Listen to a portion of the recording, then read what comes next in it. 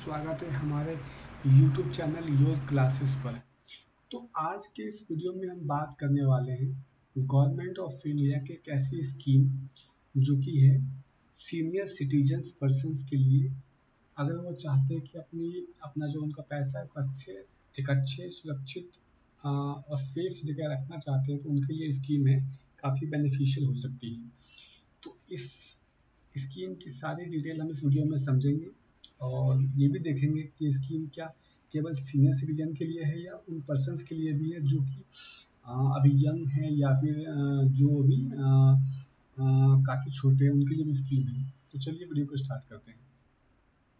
इसका नाम है senior citizens saving scheme, short form है SCSS। इसकी पूरी डिटेल हम इस वीडियो में समझेंगे।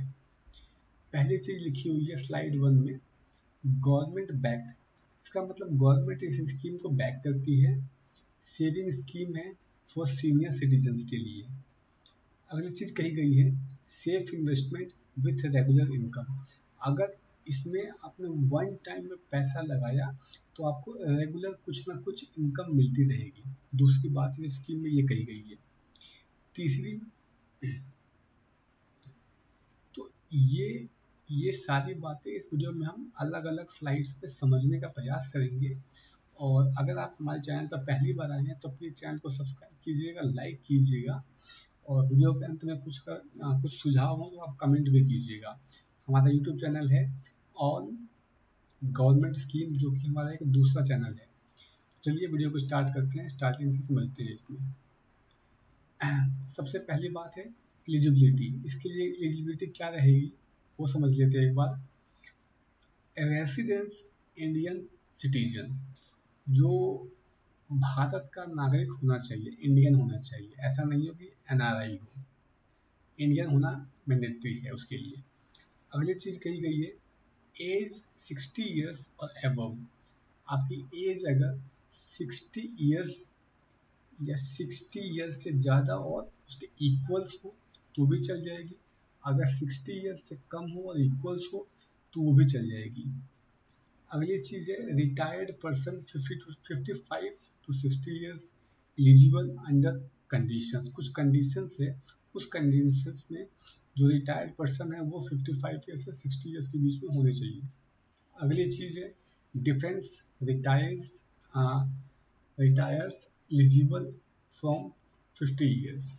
जो डिफेंस डिपार्टमेंट में है वो भी अगर रिटायर्स है तो 50 ईयर्स की एज में चल जाएंगे। अगली चीज देखते हैं स्पेशल एलिजिबिलिटी कंडीशंस। कुछ कंडीशंस होती है जो कि स्पेशल होती है, वो उस कंडीशन में देखते हैं क्या क्या बातें कही गई हैं। Spouse of deceased government employ can open account. Government employ जो हैं वो भी और उनके स्पाउस जो हैं ओपन कर सकते हैं account. Joint account allowed with spouse. अगर कोई व्यक्ति जॉइंट अकाउंट ओपन करना चाहते हैं तो वो अपने स्पाउस के साथ जॉइंट अकाउंट भी ओपन करवा सकता है। अगली बात कही गई है first holder considered owner of deposit. अगर लेट सपोज अगर आपने जॉइंट अकाउंट अगर आपने ओपन करवाया है तो सिंपल सी बात है, अकाउंट होल्डर 1 होगा, अकाउंट होल्डर 2 होगा, अकाउंट होल्डर 3 होगा। तो जो अकाउंट होल्डर फर्स्ट होगा वही कहलाएगा ऑनर ऑफ अकाउंट, वही कहलाएगा। जो सेकंड होल्डर होगा और जो थर्ड अकाउंट होल्डर होगा वो जो सेकंड और थर्ड अकाउंट होल्डर है वो केवल मेंबर कहलाएगा और जो फर्स्ट अकाउंट होल्डर होगा वो ऑनर कहलाएगा। तो ये बातें हमने इसमें समझी। आइए देखते हैं नेक्स्ट स्लाइड में क्या बातें कही गई हैं। अगली चीज कही गई है डिपॉजिट्स लिमिट। लिमिट कितनी होनी चाहिए इसमें, अमाउंट अगर आपको डिपॉजिट करना है तो लिमिट क्या है उसकी। एक बार लिमिट समझते हैं। मिनिमम डिपॉजिट 1000 रुपीज है। अगर आपको मिनिमम डिपॉजिट करना है तो 1000 रुपीज मैंडेटरी है। 1000 रुपीज से आप कम डिपॉजिट्स नहीं कर सकते हैं। और मैक्सिमम करना है तो deposits in multiply of 1000, it means 1000 का मल्टीप्लाई थाउजेंड्स, कितना हो गया 10 लाख रुपीज। यूनिट 10,000 lakhs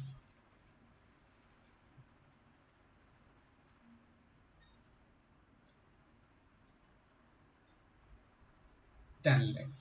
तो आप 1000 के मल्टीप्लाई में 10 लाख रुपीज तक आप इन्वेस्टमेंट कर सकते हैं। मैक्सिमम लिमिट 30 लाख रुपीज रखी गई है। इसमें टैक्स बेनिफिट भी मिलता है अंडर 80C डिडक्शंस में, जो कि income tax act. Income tax अगर आप आईटीआर फाइल करते हैं तो वहाँ पे आपको ओल्ड रिजीम अगर आप चूज करते हैं तो ही इसका सेक्शन 80C में बेनिफिट ले पाएंगे। अगर आप आईटीआर फाइल करते हैं और अगर आपने न्यू रिजीम ऑप्ट किया है तो आप इस सेक्शन में इस अमाउंट जो आपने इन्वेस्टमेंट किया है उस पर जो इंटरेस्ट आएगा उसका बेनिफिट आप नहीं ले सकते हैं न्यू रिजीम में। लेकिन अगर आप ओल्ड रिजीम ऑप्ट करते हैं तो 80C सेक्शन का बेनिफिट आप ले सकते हैं। तो ये बातें इसमें कही गई हैं। आइए और देख लेते हैं इसमें क्या क्या चीज़ें कही गई हैं। और इम्पॉर्टेंट डिपॉजिट रूल्स, इसमें अमाउंट डिपॉजिट करने के कुछ रूल्स भी हैं, उन रूल्स को एक बार समझते हैं। Excess deposit refunded immediately. Suppose आपने 1 लाख रुपीज की लिमिट लगवाई है कि मुझे 1 लाख रुपीज डिपॉजिट करना है, और 1 लाख रुपीज से एक्सेस अमाउंट अगर आप डिपॉजिट करते हैं, लेट सपोज 1,10,000 रुपीज, तो जो आपका access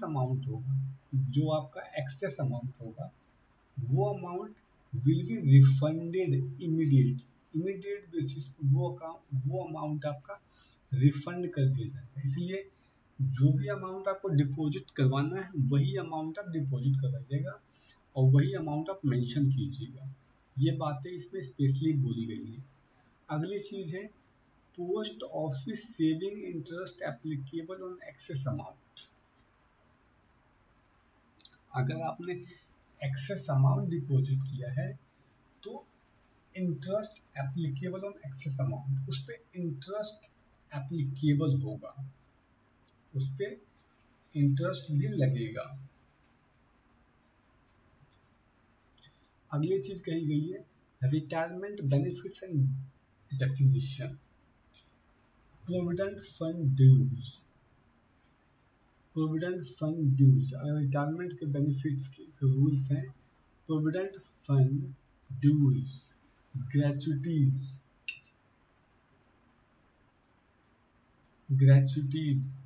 commuted pension value, cash equivalent of leave, insurance and pension benefits, ये सारे बेनिफिट्स आपको मिलेंगे रिटायरमेंट के बाद। जो कि आपको बेनिफिट्स मिलते हैं सारे बेनिफिट्स मिलेंगे। प्रोविडेंट फंड के रूल्स, ग्रेचुटी हो गया आपका, कम्यूटेड वैल्यू पेंशन हो गया, कैश इक्विवेलेंट ऑफ लीव हो गया, इंश्योरेंस पेंशन बेनिफिट्स हो गया, ये चीज़ें हैं। उसके बाद है इंटरेस्ट फीचर्स। ये जो स्कीम आप जिसमें पैसा लगाने वाले हैं इसके इंटरेस्ट के फीचर्स क्या है, इंटरेस्ट रेट क्या रहेगा, ये चीज़ समझ लेते हैं एक बार। इंटरेस्ट पेबल क्वार्टरली, अगर आपने 1 लाख रुपीज इन्वेस्टमेंट किया है, 7% का रेट ऑफ इंटरेस्ट दे दीजिए गवर्नमेंट, तो 7,000 रुपीज एक साल का इंटरेस्ट होगा, तो ये जो इंटरेस्ट एक साल का होगा ये आपको क्वार्टरली पेमेंट किया जाएगा। क्वार्टरली मतलब एक साल में 4 क्वार्टर होते हैं, तो इसको आप 4 से डिवाइड कर लीजिए, जो अमाउंट आएगा वो अमाउंट आपको हर क्वार्टर में पेमेंट किया जाएगा। ये एग्जाम्पल मैंने 1 लाख रुपये का लिया है, आप इसके अकॉर्डिंग आप अपना एग्जाम्पल सेट कर सकते हैं। Auto credit to saving account available, जो भी इंटरेस्ट का पैसा होगा, जो भी इंटरेस्ट का पैसा वो आपका सेविंग अकाउंट में ऑटो क्रेडिट हो जाएगा। No extra interest on unclaim interest, जो भी इंटरेस्ट आपने अनक्लेम अभी तक क्लेम नहीं किया है उस पर कोई भी एक्स्ट्रा इंटरेस्ट नहीं पेमेंट किया जाएगा। जो भी आपने एक्स्ट्रा अनक्लेम्ड जो आपका इंटरेस्ट रहा है उसके ऊपर कोई भी एक्स्ट्रा इंटरेस्ट नहीं पेमेंट किया जाएगा। जैसे अगर आपका 7,000 रुपीज एक साल का इंटरेस्ट बनता है, उस इंटरेस्ट को आपने विड्रॉ नहीं किया,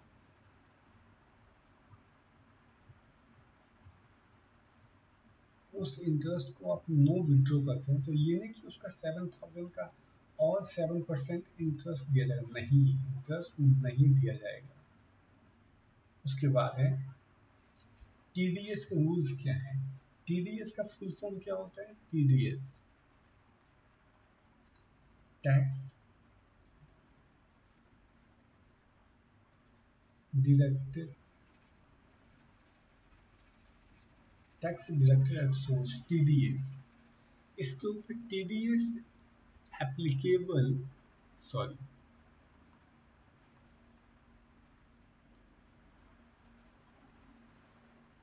TDS applicable if interest exceeds prescribed limit. अब जैसे आपने 1,00,000 रुपीज इन्वेस्टमेंट किया है, 7,000 उसका इंटरेस्ट आया, तो इंटरेस्ट की जो लिमिट होती है वो लिमिट अगर आपका क्रॉस करता है तो उसके बाद ही आपका टीडीएस टैक्स जो है एप्लीकेबल होगा। अगर वो लिमिट क्रॉस नहीं करती है तो टीडीएस आपका एप्लीकेबल नहीं होगा। तो इस चीज़ का ध्यान रखिएगा आप। अगली चीज़ है submit form 15G 15H if eligible.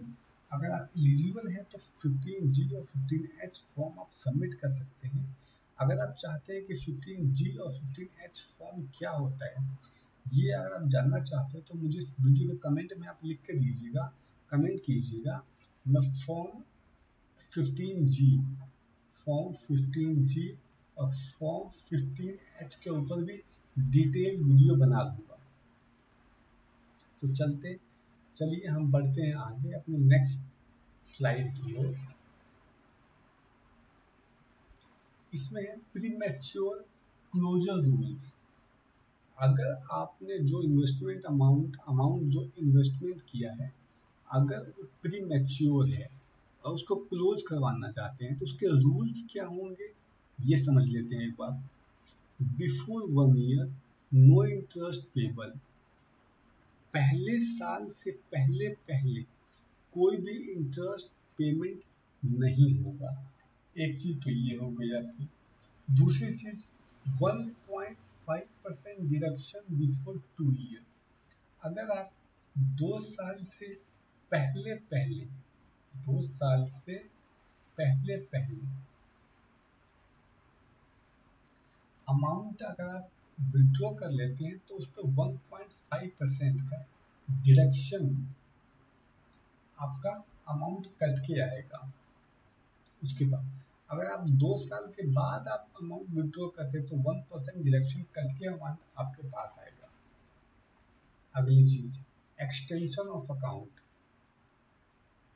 Extension allowed 3 year block, 3 साल के लिए आपका फंड ब्लॉक हो जाएगा, ये चीज को ध्यान रखिएगा। उसके बाद है कैन एक्सटेंड मल्टीपल टाइम्स, आप इस एक्सटेंशन को मल्टीपल टाइम एक्सटेंड कर सकते हैं।